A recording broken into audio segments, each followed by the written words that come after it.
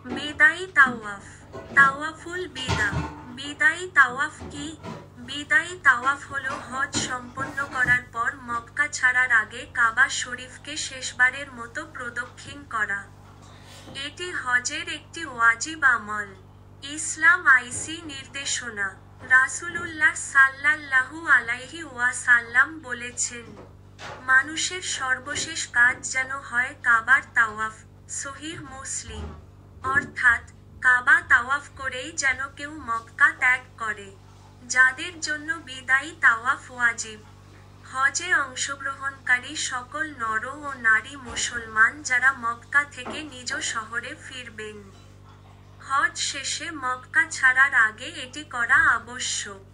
যাদের ওপর এটি ফরজ নয়, মহিলারা যারা হায়ো, ঋতুস্রাব বা নিফাসে, বাচ্চা জন্মের পর, রক্তপাত আছেন, উমরাহ পালনকারীদের জন্য নয়, কেবল হজ পালনকারীদের জন্য, মক্কাবাসীদের ওপর নয়। বিদায়ী তাওয়াফ কখন করবেন?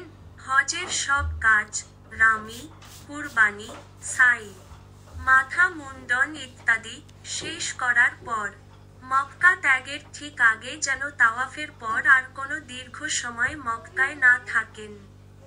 কিভাবে বিদায়ী তাওয়াফ করবেন? সাধারণ সুন্নত তাওয়াফের মতো 7 বার কাবা শরীফ প্রদক্ষিণ করবেন। এটি নিছক ইবাদত, এর সঙ্গে সাই, সাফা মারোয়া দৌড়ানো যুক্ত নেই। পুরুষদের জন্য ইজতিবা, ডান কাঁধ খোলা ও রমল, দ্রুত হেঁটে চলা নেই। বিদায়ী তাওয়াফের গুরুত্ব। এটা একজন হাজির ভক্তি ও বিদায়ের স্মারক।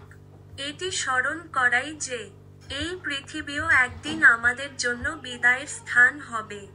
আমরা যেন ফিরে গিয়ে হজের শিক্ষাগুলো ধরে রাখি। শিশুদের জন্য সহজ ভাষায়, তুমি যখন দাদুর বাড়ি ঘুরতে যাও, চলে আসার সময় দাদুকে আলিঙ্গন করে বলো, আবার আসবো।